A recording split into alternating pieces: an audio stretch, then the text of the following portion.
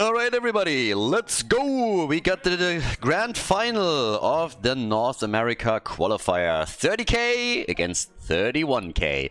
You gotta give him some credit for the names. So on the left side we got 31k, the future, with Pitkit for the blue team playing Hogger on our first map in the best of 5. We got Drated on Malthael, Butts on Lucio, Caesar Salad on Leoric, and Fuss is playing Mephisto. The Nations Cup Grand Final for the North American Qualifier, and over on the right side we have of course one of the favorites with 30k themselves, the OG, the original. Cure is playing Tracer, that's already dangerous as hell. Legacy on Anduin, so that light bomb is going to be there. Liam on Blaze, Brandon on Diablo, let's go Brandon! And Madara is playing Chromie. But yeah, off we go. Infernal Shrines, our first map. So once again, guys, this is obviously casted from replays, since this is the North America Qualifier. There's a time difference, and also in a lot of these cases there were even some games of the European Qualifier still going on. But we're going to cover at least a couple of the games here from NA. And in this grand final, best of 5 series, the usual rules for the Nations Cup apply. Every single hero can only be played once within a series, and the teams are of course trying to get that ticket for Berlin, the main event, the playoffs. 6 teams will be there, and it's gonna be glorious. Everything taking place at the Experian in Berlin at the Alexanderplatz. And oof, already an early kill. Look at Cure getting first blood in game number 1 as he takes down Lucio. But if you guys want to see some pictures of the venue and also the event itself, keep in mind that there's tons of pictures that will be uploaded to their website and also to their Instagram. These guys have a lot of socials where they are proudly presenting all of the events that are taking place at their venue. So you can check that out. There's going to be links in the description. And it's a fantastic venue for sure, so definitely have a look if you're interested to see how all of this played out.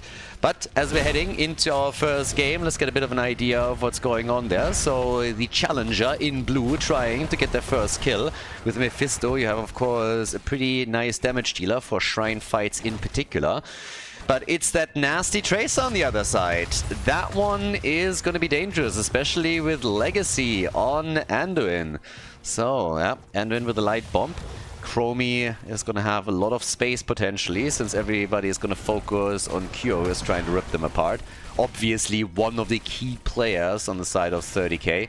And definitely the one that has also the biggest reputation there. And oh, Mephisto is having some problems here right away. Yeah, things here are not going as well for him as in Diablo 4. You gotta give him that. In Diablo 4 he seems to be the puppet master, but in our first game on Infernal Shrines he seems to run into some problems, so careful. A lot of hatred, needs to be a bit cautious. Q is just zipping around doing Overwatch things as Brandon is looking for another angle, and a quick stun. Comes in, gets one, they go for Dibbles, sorry, for Leo. But they can't quite take him out here. Now Chromie down at the bottom of the map, still keeping Pitkit in check. We have for Malthael now throwing shade, and Diablo is anchoring the camp at the top. The usual play, you get your first shrine and both teams go for the camp. So let's see which team walks away with Punisher number 1. The NA boys over here doing their thing. There were a lot of teams, by the way, also in the North American Qualifier. We had a couple of Canadian teams. We had some Brazilian teams. I mean, South America was well represented there too. It was really interesting to see how many teams showed up. Not only for the European Qualifier, where of course we had 16 teams sign up, but also here on the North American side. Right now, it is the blue team that takes the initial lead on the point. 15 stacks this far. Oh, Chromie, nice damage, and a lot of hatred. Gets murdered. Mephisto gone. That's him eliminated. Everybody else dancing onto the shrine.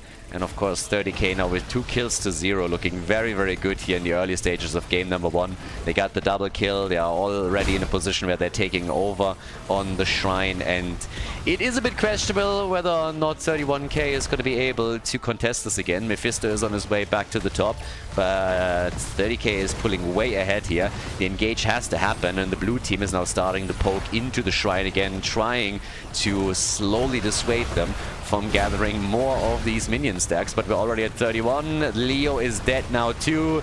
Goodbye, my friend. And this is not looking good at all for the blue team. They lose 1, they lose 2. And they are not able to take Cure down and gets away with 80 hit points. And the Punisher, of course, has by now also been claimed. And they have to back down to the bottom of the map, to the mid lane, which means that the push at the top side is going to be even more successful, potentially. Always assuming that 30k is going to push in for this further. I assume they would break through one of the side walls, which they haven't done just yet. They're opening up as we speak, though. Yeah, sorry if you hear me every now and then, just muting the microphone for a second.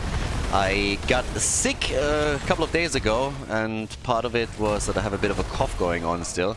It's not too bad, but every now and then I might have to mute the microphone so I don't cough straight into your headphones. So, yeah. But that being said and done, we already have Cure deck. Look at Cure. Cure is just like full trust here. He just looks at Legacy, is like, you got my back, right? And he comes in and just dances around them. 3 kills, absolutely bonkers. They got level 10 now. That's of course a huge advantage too. Now they have taken a fort down. They have a massive lead with their heroic abilities, and they're absolutely crushing them here. I love it. Legacy just sitting there, Cure asking, dude, you got me? And yep, then he goes ham. Oh, nicely done. There's of course the other variation as well, where Legacy is just screaming into a voice, and he's just like, dude, what the fuck are you doing? Go back, you're gonna die, I can't save you. And Kira's like, yeah, come on. Put some effort into it, dude. Lift with the knees, lift with the knees, as you're trying to carry the team on your shoulders. So, reminds me a little bit of the Darkmog days. Back in the day when everybody was just always talking about Darkmog as an assassin, and it took a while until they finally found a support player that was able to keep him alive when he went bananas and went ham on the opponent's team. But once it happened, he turned into one of the deadliest assassins in the scene, so very fun. The aggression still happening here in the middle, and of course, thankfully for the blue team, they've now also grabbed their level 10 ability. So, here we go. We got them on level 10, that gives them in this case also the high 5, we got the last rites, Endurance of Hate, but there is a significant lead experience. I mean, we're talking 7 kills to 0, so they're looking very, very good here. Chromie with even more damage right now. A little bit of a choo-choo at the bottom of the map from Pitkit. And topside, Liam still up against Leoric here. And let's go. Seeing Leoric, honestly, right now, I mean, sorry, I've been a little bit on a Diablo 4 hardcore streak, so I'm looking at Leoric right now and it's like, why is my boy not represented in Diablo 4? Blizzard and Californians in particular are always bitching about representation the entire time. Where's my Skeleton King? What's happening with that? Like, where's the representation for the Skeleton King? This is just absolutely not cool. I mean, if he doesn't make an appearance in the add-on or anything like it, then I'm gonna be pretty pissed. I mean, I still, to the day, remember the lines that he speaks when you first enter his tomb in Diablo 1. I mean, to the day, I still remember that. That's how epic it was. And he is nowhere to be seen. That's absolutely ridiculous. So yeah, we can't have that. So either represent, or we're gonna start a hashtag. Like, one of the two. Bring back Leoric. Bring back the Skeleton King. 8 kills to 0. Talking about bringing things back, 31k has to try and bring themselves back into the game, because now they're trailing 2 levels and a talent. So, not looking all that good for them. Yeah, we'll see what they can do here. Down to the bottom of the map, they're of course hoping to get some experience. That's why we have Pit Kids still making a bit of a pit stop. At the bot lane for additional minion waves to get them to level 13. Might even get them a structure if this continues, but the one thing that they can very likely kiss goodbye is Punisher number 2 in the middle of the map. So that's not going to be a thing. There's the light bomb, and Malthael gets targeted pretty heavily. Cure trying to take him down, and with the help of Brandon, they are dropping him. Well done, Diablo with a big move here, as good old Hogger is using his PhD in PvE at the bottom of the map to take some structures down. Siege damage! Siege damage! Problem is that while Blaze is going for the Punisher, the red team has now decided that they're just going to push for the keep at the top side. Not necessarily to take it down. I mean, if you get there, of course, that's great, but they're trying to get some damage in and maybe also net themselves another kill. The idea is also to force Hogger to hearth back, and I think they're definitely able to do that. Punisher in the middle has now been taken. Keep has taken some damage already. And yeah, that's where things stand right now. So the action is slowly starting to spin up here. Needless to say that the blue team has on the one side finally been able to get their level 13 talent, so it's an even talent battle if they force it. But they've also not been able to get a single kill, even with last rites up to now. So it's not looking too good. I mean, their composition is part of it. They're obviously at this point trying to play Leo a little bit as their main tank. We've seen this a bit in the past. You go Leo and you can always trade his death, but they have Leo, Hogger and Malthael, so they're not looking at a proper main tank as we normally see them, and the lack of stuns and hard CC that they have is becoming a bit of a problem. They got some slows they can work around with, but if you compare that to I mean, Blaze, first of all, with his jet propulsion, Diablo with his stuns, this is just something they can't break through. So these aggressive triple melee assassin combos can work, or triple side laners, but in this case it's backfiring hard, and once that you can lose control of the game, you are more or less doomed, and this is exactly what we're witnessing here. 12 kills to 0. Blaze finally falls, last rites gets a stack, so at this point Blaze is gone, and of course that means that he owes the rest of the team now a keg of beer at least. Just make sure it's not Bud Light, but outside of that all of it is fine. But yeah, that definitely hurt them quite a lot. So yeah, that's what it is. Down to the bottom of the map, we have more camps taken. All 3 forts have now been eliminated. Next shrine is spawning up at the top. But it is rough going for 31k.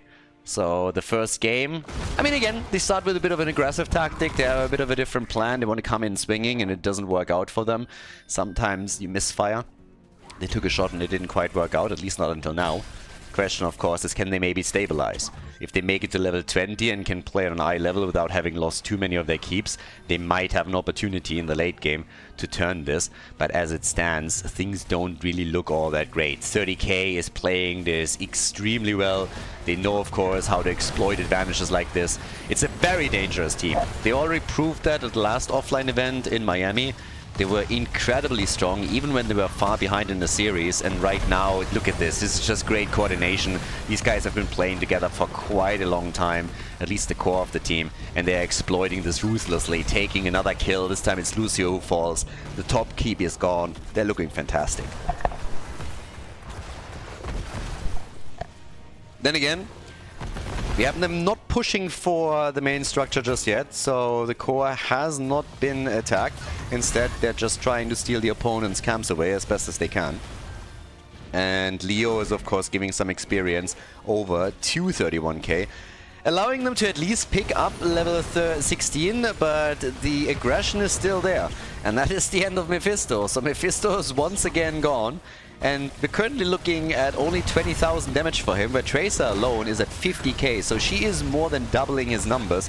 And then you have Chromie, who is also chipping in quite a bit. So another stun, and just look at that coordination. Liam with a beautiful move straight for Hogger, teeing up Chromie once again. Now topside is fully exposed with even a camp pushing in, and since the shrine is now activating, they can go for their own camp and then push over towards the shrine and force a fight there. Now there's a little bit of good news for 31k as well. Once that Hogger is back, they can technically try and fight. It's even talents after all, but given the fact that the shrine is already active and Hogger is still dead for another 15 seconds, it's rough. If they arrive at the top, I think they have to do it.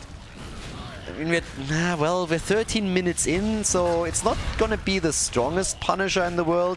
Technically, you can try to defend and use the defender's advantage, bait the Punisher into the middle, but we will have level 20 by that time for 30k for the red team, and that is gonna hurt.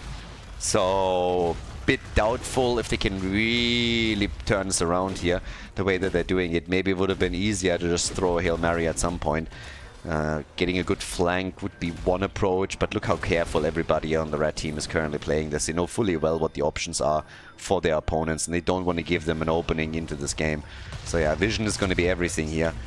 But off we go. Let's see how this is gonna work. Again, the fight already panning out.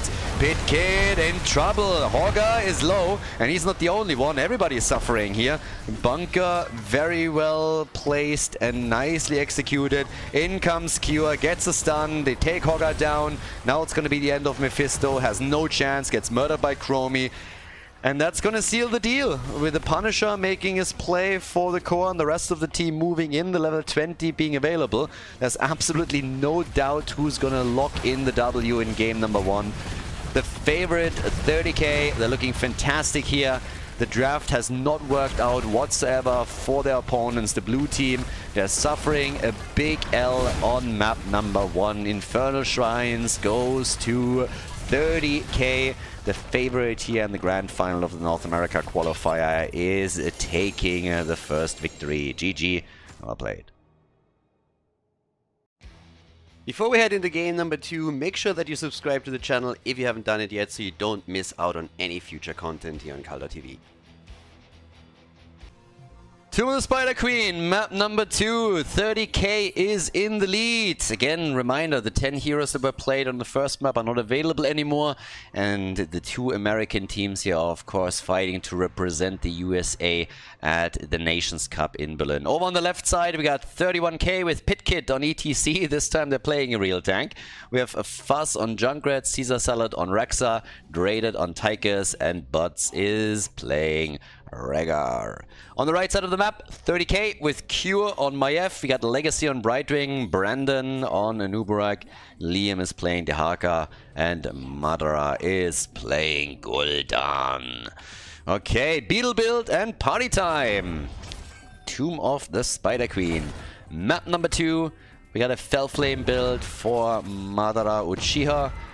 And yep, let's get this show on the road. Okay, Titan Grenade is in over here as well, and I can't wait for Cure's Maiev. Already jumping around a little bit, looking for the first tether, I guess. Last game didn't really go all that well for the blue team, so now they have a lot to make up for. Tried a bit of a more aggressive strategy. Again, the draft just didn't work out. They went up against a very experienced team with 30k. The favorite, I'd say, in this qualifier for North America. And of course, the US team performed extremely well. They controlled the game from start to finish, especially with their strong front line around Blaze and Diablo. So now we'll see if the blue team can bring this back a little bit. We have our one-on-one set up bot side with Liam going up against Caesar Salad. So Dehaka versus Rexa is the name of the game here. And over to the right side, Brightwing, the Fruit Fly, already doing her thing here.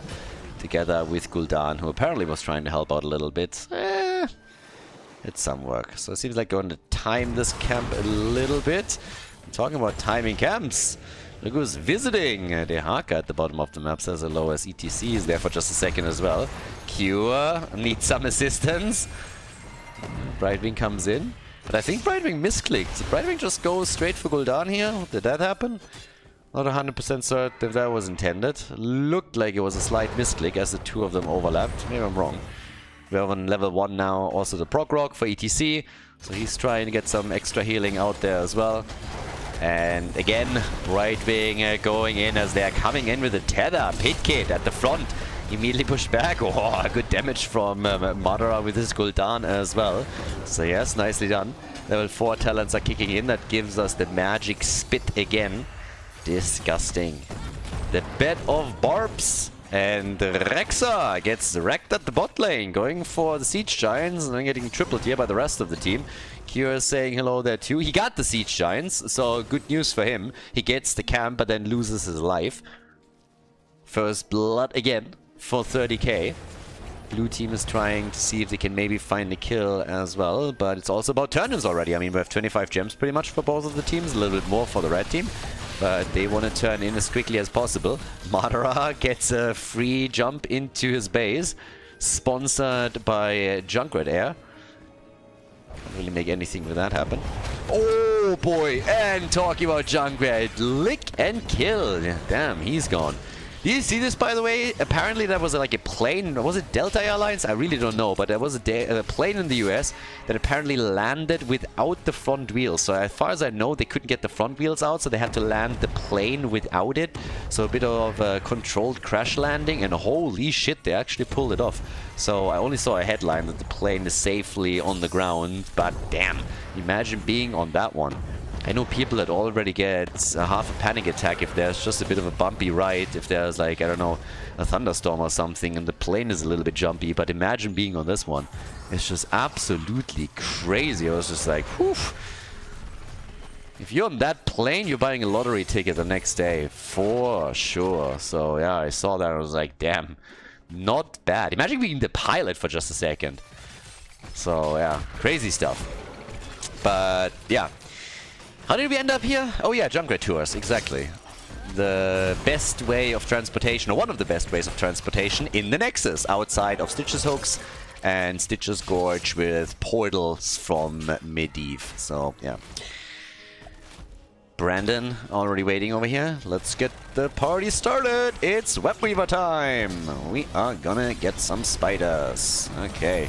And Cure wants another tether into the stun from the Nubarak, and Draded gets out of there. Yeah, able to escape, able to make his way back out. Talons, by the way, nothing insane happening here. We got the Leeching Scarabs now on level 7. Obviously, the grenade build for Tychus gets continued. We have the Totem for Rega. And the biggest question is really... Oh, that's actually nice. Nice, this should be a kill. Yeah, Madara is dead. Madara is dead, and now we're talking. 31k with some really nice controlled action around the defense on objective number 1. Well played. 30k. Definitely having now... It's a little bit of a damper for the attack. They really have to focus and see what they can do with the first set of Web Weavers. But this is a big, big blow against their aspirations. I was about to say, and then this happens. Like, Liam, can you slow down a little bit? I mean, really? He gets the perfect lick out of this one, and then they take him down. Now another one. Damn, the Haka is crushing it.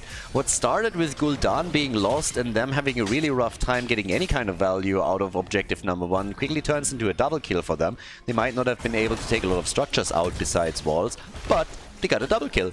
So now they have a lead in experience again that they can control, and more importantly, they denied some of the gems to the other team. Not a whole lot on the other hand. Most were recovered, so some gems were lost for sure. And now the level 10 abilities give, of course, a lead to 30k that they can try and exploit. It's a half-level gap, so there is a window that they can play around with. But still very nicely done. And Nubarak is saying hello. Blue team doesn't really know what to do with this. Another dive down to the bottom of the map is done, and another kill. At first it's only Misha, but Rexa gets wrecked as well. There's the disc against ETC, and boy oh boy, this is spelling disaster for 31k. They're losing Rexa, they're losing the bottom fort. Now everybody here is on the run. Buds has 34 gems with Rega, so he's the one that they would love to take down. Hasn't happened thus far, but after taking the fort down at the bottom of the map, they're now hoping to get a bit more value over here. The Horrifying not quite on point here for Madara. It was really close, but he wasn't quite able to isolate the 2 targets, or at least one of them. So both escaped, but they did good work here. It's all about the next turn-in, of course, and trying to control the turn-in points as best as you can. But finally, 31k has their own heroic abilities. Stage Dive for ETC, by the way, which I find kind of interesting. Curious to see how they want to play this. I expected still to get a mosh pit. There's obviously interrupts available, but you can always play that game of chicken where you force the opponent to hold some of their own abilities back so they can't use them here. You just trade cooldowns. So in this case, they're going for Stage Dive. Fair amount of interrupts, of course, on the other side. But always ask yourself whether you want to pick ETC in that scenario then in the first place.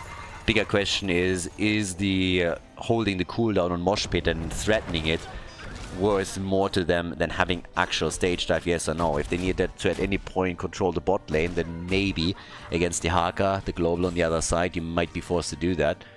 But in most cases, I think European teams would probably have gone for Mosh Pit anyways.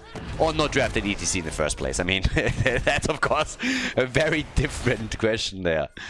Now, Liam is already down at the bottom of the map. Not really threatened by any of this. Totally fine. Can always move to the top. Disc is out and didn't connect. Here comes the Horrify. Did not connect either. They're trying to go for ETC. They might even be able to take him. But a lot of the coordination they're looking for is not coming together. And now Brandon gets isolated. Should get the cooldown back to escape. But the blue team is all of a sudden in trouble. They're losing way too many hit points here. Draded in particular is extremely low. Barely makes it out of the fight though. And Misha falling. Misha gone. But they lost hit points quickly. They stacked up a bit too much and then the AoE did wonders on them. Seems like... Okay. Ah, okay, he was escaping, I guess. So he was at the top. For a second I was like, what is he doing? So I guess he jumped to the rest of the team after he got caught at the top in an isolated fashion. I was like, wait, what? Where is that coming out? So, yep. With that now we got 5 kills to 1. Level 13, second objective. First fort is already gone. And 31k has a real problem at their hands. They are struggling getting kills, even after they looked initially good in the fight. They were the ones who had to retreat and nearly lost multiple heroes. So with Webweaver wave number 2 and a talent advantage for a few more seconds, it seems very likely that 30k is going to be able to take a couple of additional structures down. So this is going to get tricky. Top side is where most of the attention focuses. Another stun. Rega immediately hit with a cocoon. And they are completely dropping Draded. And Rega has most of the gems. Keep that in mind. He's at 39 and now he's at 0. Brandon, is he going to try and slide through here? Horrify already used. And ETC later. He is gone as well. 8 kills to 1, all the forts destroyed, and 30k is in full control of game number 2. The best of 5. It's going to be tricky for the blue team. The challenger here with obvious troubles, obvious struggling, trying to get a foothold in game number 2 after they already lost on Inferno Shrines. There's going to be another talent advantage for 30k for a very, very long time. They are 2.5 levels ahead at this point. We get Epic enter as the level 16 talent for Anubarak. Now he can epically enter the opponent's backline. An aptly named talent. Blizzard finally did something right. And we got Critterize now, plus also the Rampant Hellfire after the Fell Flame build gets continued here. Push through the middle is possible if they want to. But they're just pinging all of the camps. Yeah, these guys have been playing a lot of Storm League. There's camps on the map. We can't end just yet. Get those camps and get them now. Maximize that experience. Could go boss, could go keep. World's their oyster. Anything they want to do, they can. And here we are. Mara. What is his damage actually? Who's the top damage for the team? It is Cure, of course. 32,000 for him. 28,000 for Gul'dan. And they're sneaking towards the boss. I don't really think it's going to be a mystery to 30k what's happening. It's 31k what's happening here once they see that the opponent is not visible on the map anymore. But what are you going to do? Move into the boss pit and try to make a play there? Yeah, that ain't happening. They're not going to try and contest this being a talent down, especially since it's a level 16 talent. And there's still some that are showing, so it's only 2 heroes that are currently focusing on the boss itself. But let's not forget that there hasn't been a single turn in for 31k yet. They haven't had Webweavers. It's not going to take long for 30k to threaten another objective. And up to now, 31k hasn't really done anything here yet. So, yeah, there's that. Same time, at the top, another tether, another hit, another attack. Seems like this time they're going to try and focus on Tychus.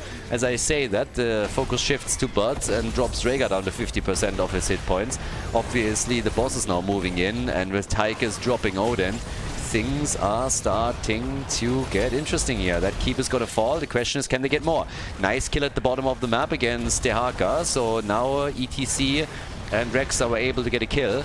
That forces 30k back again, but the damage has been done. 1 keep is gone, so job well played out. Oh, that changes things. Cure, 31 gems, and he is gone. 31 gems eliminated. Brendan trying to save them. That didn't work either. So they're losing a ton of gems and they are losing that fight. There is, of course, still a boss on the core that you got to deal with, and that core gets hammered down to 76% of its hit points. So that's a fourth of the HP lost. But there's finally now a turn-in for the blue team. So this is the moment where you bring it back, right? This is the moment where you try to get some control of this game. And yeah, if not now, then when? They lost all their forts, they lost one of their keeps, they lost a chunk of hit points on their core. So now you gotta go, you gotta get 2 turn-ins in a row ideally, get those web weavers, take those forts down, and really just go for it. Just push it as far as you can, and let's go. They gotta go balls to the wall with this one, and they are trying already to force something at the top. Look at ETC here. They're trying to zone them away as quickly as they can. It's not only about trying to get a kill here, you also want to zone the opponent as far as possible so that it's easier for you to take the fort down, so that you can take it faster, which will allow you to either push for the keep or then rotate into the middle towards the bot lane, wherever you want to push again and take another fort down. So I really like the way that they're playing this, even though it sacrifices some cooldowns, especially in the case of ETC, but they're getting very aggressive, and they need to be. They really have to. They gotta do something. 1 fort only? I'm questioning the results of this push though. I really like the way that they played around the top fort, but they're falling behind in experience again. It is nearly level 20 for 30k. That's a Storm Talon advantage. And that fight at the top, the Haka is now coming in, could very well turn against the blue team. So they haven't done enough with that first objective. They really haven't done enough. Only 1 fort, that is not enough if you want to turn this game around. Good news is they still got another turn-in available. Easy. 83 gems in their hands. But here's level 20, and now 30k wants to fight. Of course they want to fight. Why wouldn't they want to fight?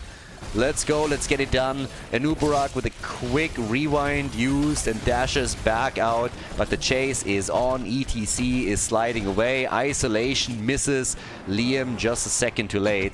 And while they are controlling the top, we could now see also 40 gems turned in by 30k.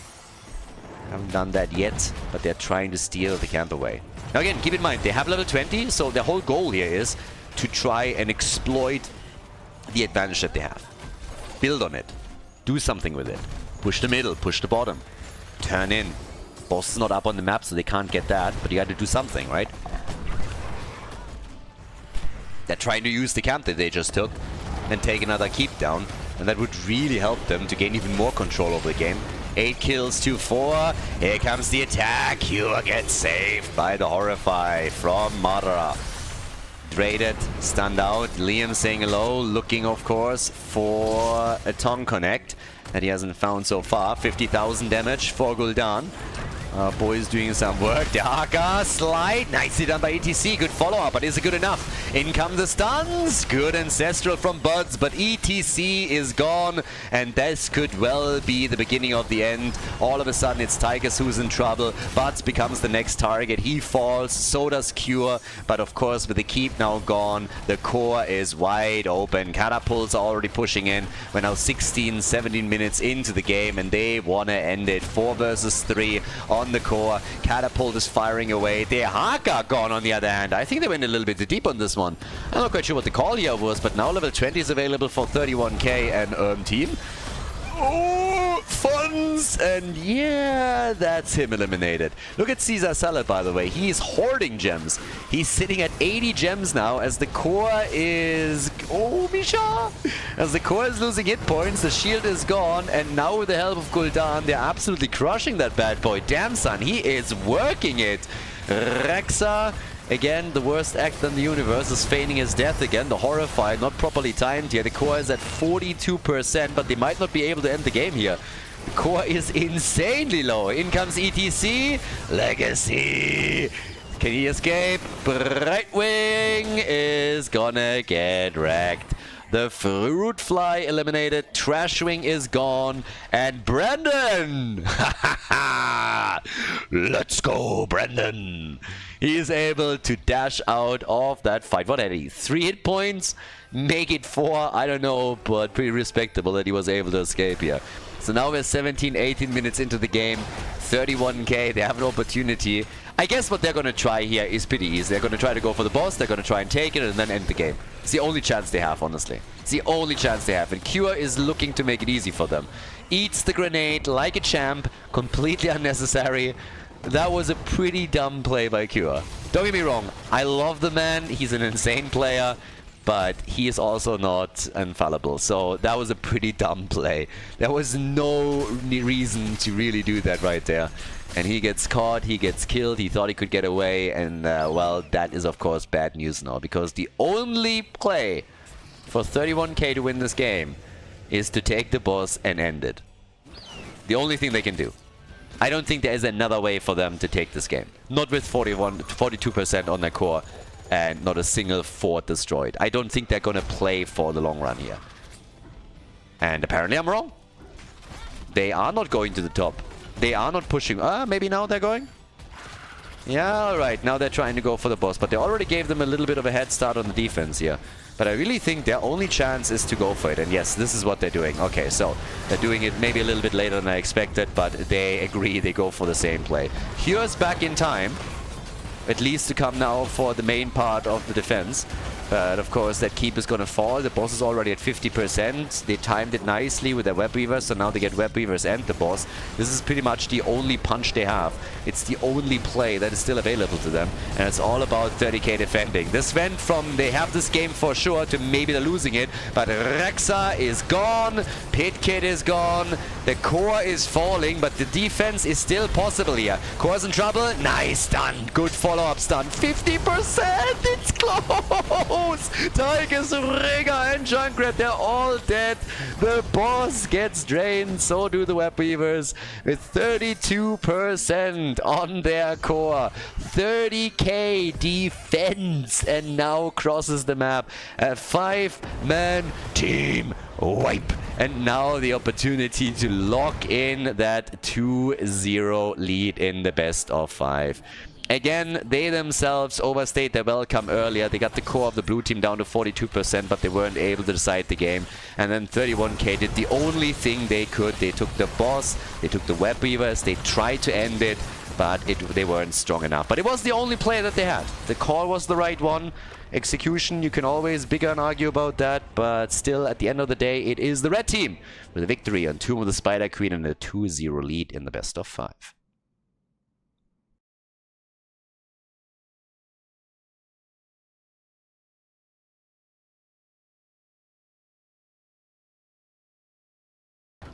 Game number 3, match point number 1, 30k wants to be the team that represents the USA in Berlin at the Nations Cup. 31k, of course, they would love to turn this around and go for the reverse sweep, but thus far it has been the red team that called the shots on this one. Over on the left side, 31k now with Buds on Kerosene. We got Caesar Salad on Thrall, Fuzz on Sylvanas, Pitkit on Teriel, and Dreaded on Falstad. Whereas over on the right side of the map, we got 30k with Q on Cassia, Madara on Lunara, Legacy on Stukov, Liam is playing Sonya, and Brandon on Burden. So, match point number 1. Here's the opportunity for Q and his boys to seal the deal on, of course, a very macro-heavy map. It's a party bush, the Chinese bush meta, it's back! Falstad, yeah, he's already sitting tight over here, and yeah, nobody ventured out too deep into the lane, therefore no gank happened. Everybody's still fine. Sonya's already sitting up at the top. Sylvanas obviously can play a big role here as the game continues, considering that whenever you get a few kills, she can be the one to empower your push even more.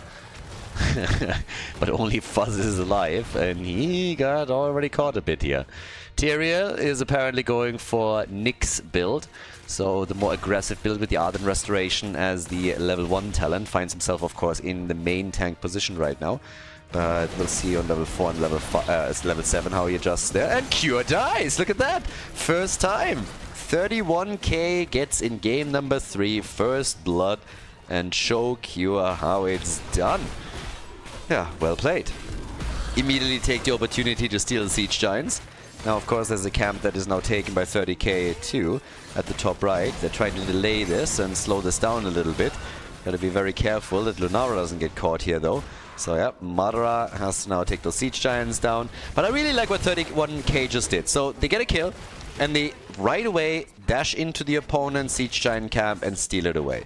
So, that helps them to put some pressure onto the bot lane. Was very quickly defeated, of course. And now they're trying to go for a counter kill, and no! The big boy flank works out for the red team. They take the birdie. The eagle has crash landed, so the eagle is gone. Whereas up at the top, control of one shrine has already been established, and now Thrall is in a bit of a shitty spot because he has to go up against this camp and against Sonya. Good luck with that. And down here, Sylvanas gets killed. Team, all of a sudden we're talking early Dragonite. And Q... Oh boy. Q is threatening it again, and this time he's gonna get it. The Dragonite at the 2-minute mark, claimed by 30k. Yes, they will not get too much done with it, but as long as they can take a wall down, it's totally fine. Mirrodin comes in, Stormbolt connected, Liam moves out of the fight, gets a heal, and this is just looking fantastic for 30k. The red team... Look at, by the way, how Cure plays this. I've been harping on this for so long. There's too many teams, even on the semi-pro level, that are just coming in over and over and over again with the first DK, YOLO into the towers, lose it within seconds, and that's it. If you get an early Dragonite, you gotta understand, these guys just don't, like, they explode. They are just so damn weak, you have to be careful. What is Cure doing? He only plays around, or mainly plays around his Dragon's Breath. That's what you gotta do. You just wait for the cooldown, you come back in, you throw that out over and over again, and that will give you value. That Dragon's Breath takes minion waves down, damages structures. That's what you play around with. Got some patience, play it slow, play it steady, it forces your opponent to react to you, opens up opportunities for the rest of your team on other lanes. And this is exactly how you do that. Nicely done by him, really like it. 2-minute Dragonite usually doesn't really get anything done, but in this case they open up several walls. One at the bottom of the map because he drew attention in the middle, and he himself, of course, with the Dragon's Breath in the mid lane. Now they can push through this with the hard camp, the Bruiser camp that they just took. So, yeah, party time. Level 7 for both teams by now. And that gives us also the Ancestral Wrath. 41 stacks, by the way, for Sylvanas on her level 1. Went stacking. And so did, of course... Oh, Thrall! Yeah, hashtag not my war chief. Thrall gets eliminated, and so does Tyrael. It is a tough time for Angel these days. Inarius getting wrecked by Lilith. Tyrael getting wrecked by Stukov. I mean, all of these guys are getting absolutely crushed lately. Yeah, bad times. Now, talking about getting destroyed, that bottom fort has seen better days too. So another one that is getting a bit murdered. And up at the top, Liam, spin to win, baby. Spin to win. Comes in, deals with Falstad. Faz nearly gets caught there by Stukov. Yeah, if that lurking arm hits a little bit earlier, it's a different story. Madara, oh dear, he has to be really careful with his Lunara. This could get problematic, but he's able to hop his way out of this one. Alright. That bottom fort, though, is really low. Not looking too good over here. It's a level lead nearly for 30k, by the way, so this is another one. Faz doesn't like all of this attention at all, by the way. He doesn't like this one bit, and now we are about to have another double connect on the shrines. This is a Dragonite, guys. Whoa, okay, so Caesar Salad, okay. Caesar Salad was here, and that could have done his thing, but still. Oh, Faz! He dies, and Karazim might fall too. Nah, he should be able to dash away now that he went into the mid lane, but still. These are just kills that are coming together for 30k, where you don't really think initially that they have any chance of making it happen, but then the timing is so perfect that you just catch somebody off guard. Apparently communication wasn't quite there. Now we have level 10 abilities with a half-level gap. You got Leap, you got, of course, Lunara with the Leaping Strike, and they are whittling down the hit points on the bottom wall. So we are just barely 6 minutes into the game, and already they're opening up bot lane, which is, of course, the most important one on this particular map. Falstad was trying to sneak a Dragonite. That didn't really work. If Liam came in once with a quick leap, if he still had it, they could go for another kill. But talking about kills, down at the bottom of the map, they dropped Tyrael. He gets the explosion into play. But as Thrall is now trying to take the DK, Sonya is still interrupting them. That's two heroes that are desperately trying to get a Dragonite. Guys, are you aware that even with a DK, you're not going to do a whole lot of work? You're losing a keep. Can somebody please move back? You got a Dragonite. Congratulations. What are you going to do with it now? I mean, what? Kick Sonya's ass. Alright, I get it. But still, 6 kills to 1, and now Thrall is lost in the middle. Yeah, I'm not so sure if that was really worth it. They spend a lot of time trying to get that Dragonite, and they finally do, but they lost the wall at the bottom of the map and then also a lot of the hit points on the keep. DK did nothing. Nothing. They lost Thrall. Now the DK has taken what down? A tower and the gate? I mean, alright. Worth it? I don't think so. Nope. So, yeah. Liam. Great. Judgment, 7-sided. Let's go. That leap was a little bit opportunistic, not quite working out the way that he intended, but to be fair, Judgment and 7-sided strike also didn't really do the trick, and now we have Tyrael destroyed. So, yeah. Kind of funny exchange of abilities here. And while all of this is playing out, guess what? Bambi is down at the bottom of the map. I have no idea like how that sounds, but yeah. So, is Madara sacrificing himself? Or is he just fully confident that he can just jump out here? He is, but he is also very wrong. So, yeah, lots of damage. Sundering! Caesar Salad is still alive and is able to get out. Tons of damage on that bottom keep. So, I mean, on the one hand, yes, Lunara died. I guess if not everybody rotates down to grab her, she is able to get out. As is, she was eliminated, but she did a lot of damage at the bottom of the map. They still have more than a level lead. Level 13 talents are available to them now. And just generally speaking, things are looking pretty good for 30k. They are the ones in the driver's seat. They are the ones making the calls here. And 31k has to react most of the time to whatever they are planning. So once the objective is up again, rotations are going to be interesting. Obviously with Falstad on your team, you have a bit of an advantage, just given the fact that you can play with globals a bit more. On top of that, we now have Mind Control, 7-sided, so you can already use that combo. You have Judgment, you can add to it even more. And as the first camp is taken and the Siege Giant is still marching through the bottom of the map, they're now also taking the Bruiser camp itself. So 30k is setting up another push. They're really focusing on that bot lane, as they should. It is the most important one. But what can they do here? Muradin is jumping in. Yeah, they're trying another move for Brandon. Oh, Judgment. And that was a bit awkward for BitKit, because the Gust moved Stukov back. So now Tyrael is way far behind enemy lines. Much farther than he thought he'd be. Sonya, though, gets caught. And if they can't get the kill on Thrall... But they can, can't they? Yeah, that would have been bad, losing Sonya here. But now that Thrall's gone, it's a 4 versus 4. And I think they're liking their odds way more now, going for that bottom keep. This one is gonzo. Yeah, they are not gonna save that keep. That keep is definitely gone. The question is, are they just gonna retreat? And yes, they are. They don't have a talent advantage this time. Also want to make sure that you're not losing too much up at the top. Granted, this is only a fort or a wall, but still, you want to, of course, maintain as much of your infrastructure as you possibly can. Muradin is already taken. Shrine down at the bottom of the map. Technically, they can attempt to go for the Dragonite. I assume that 31k is not going to allow that to happen all that easily. But then again, we are closing in on level 16 from the perspective of the red team. And once they have that, they can then also very easily make their move there. So yeah, down to the bottom of the map. Already got another quick playing mate here. Yep, traded. Pitkit Buds, they are pushing. Trying to finally take some structures out too. The rotation's coming though. The rotation is coming, and it is gonna hurt, isn't it? 7-sided strike, maybe a little bit early. Butts needs to be careful now.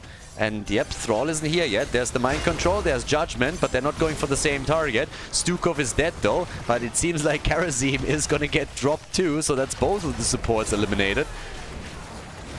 And who's going to take this fight? Thrall has a little bit of self-sustain, but just look at Madara here. Poking it out and getting tons and tons of damage in. Jesus! Dodging both the Gust and the Sundering. Holy hell! Bambi, look at that. Super nimble on her hooves. And now it's a double control of the temples, of the shrines. Now Thrall is already moving towards the top to negate that little pressure plane advantage, and he's going to get it. Tyrael, alright. Yeah, it's not quite working. Thrall was there in time, so they timed this one well. But it doesn't change the fact that we're talking 10 kills to 4. Bambi is going to go for another camp here. Now, of course, there's a couple of options for 30k. They can either try and still pressure slowly through the bottom of the map, get a kill and then go for core, or they can just simply focus their attention a bit more onto the remaining forts on the blue team side. But 31k... Now that they have level 16, they can engage into fights again. So this is going to be the play. Try and find a good angle, find a good battle. Sylvanas is at 78 stacks now on her level 1. Tigers with 26, not looking too bad here. Cleansing touch, of course, it's going to be big. But I'm still having a bit of an eye on what 30k is going to do now. Again, one victory, and they're going to be the team that makes it to Berlin. Trip paid for, accommodation paid for, and the chance, of course, to win the Nations Cup. Which team is going to represent the USA? Muradin is jumping in again, trying for the Stormbolt. Doesn't find it yet. Topside still under control of the blue team. But here comes another Stormbolt. Again, the Sundering. That one wasn't good enough, but damn, Brandon! Judgment and kill. But the counter kill is always there. Every single time 31k gets a kill, there is an immediate response. Sylvanas is now dead too. Not only Falsat has fallen, but the second damage dealer has been eliminated as well. Every single time. Blue team gets a kill. Second later, we have one for 30k. Every time, the same MO over here. So yes, they cannot save all of their heroes, but they're doing a damn good job to always make 31k pay. And now, of course, that mid lane is fully exposed and vulnerable. Sonya on her way to the top shrine. She's gonna take it. They're gonna get another Dragonite. And they just took another fort down. It's exactly what they got to do here. So yes, very nicely done. Very well played. They're even delaying it. Muradin is back. And they are now delaying it. They got the vision. Sonya is now taking it. Tyrael is going to be too late. Sonya grabs it in the middle. DK number 2 for the red team. The opportunity to open the mid lane up. They're not going for core at the bottom of the map, at least not just yet. They got the 5-man here. No level 20, no talent advantage, but definitely a lot of brute force that they can bring now to the middle, to the keep, trying to take this one out as well. Which is exactly what they're trying to do. Stormbolt to the face of Falstad, and the bird is plucked back into the KFC basket. There's chicken for dinner, baby, and it is spicy. 20 on the horizon. They're going to get it any second now, and I guess they're going to get this keep too, aren't they? Here comes the play by Karazim. 7-sided is out. Only Tyrael is holding back his ult. Leap is still available for Sonya. They're burning this keep down. Muradin with another Stormbolt attempt. Can't connect it just yet. And this is the second keep of the game gone. And 30k. They want to go to Berlin. They want to go to Germany. They're coming in here, swinging. In comes Judgment. Oh dear. Lunara is dead, but so is Tyrael. Again, once again that trade. I've been talking about it over and over again. They got the trade again. Sonya with a big leap.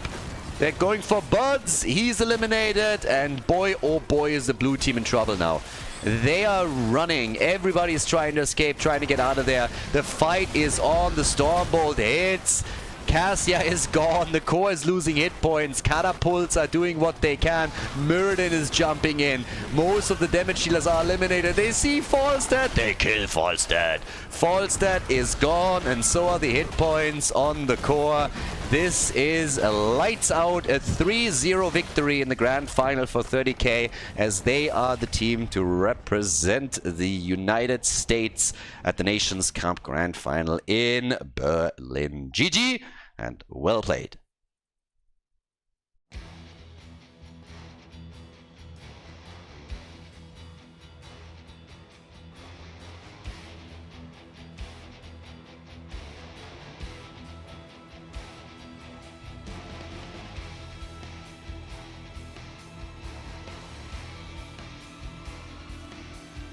Thank you everybody for watching the video today. I hope that you enjoyed the show and the commentary.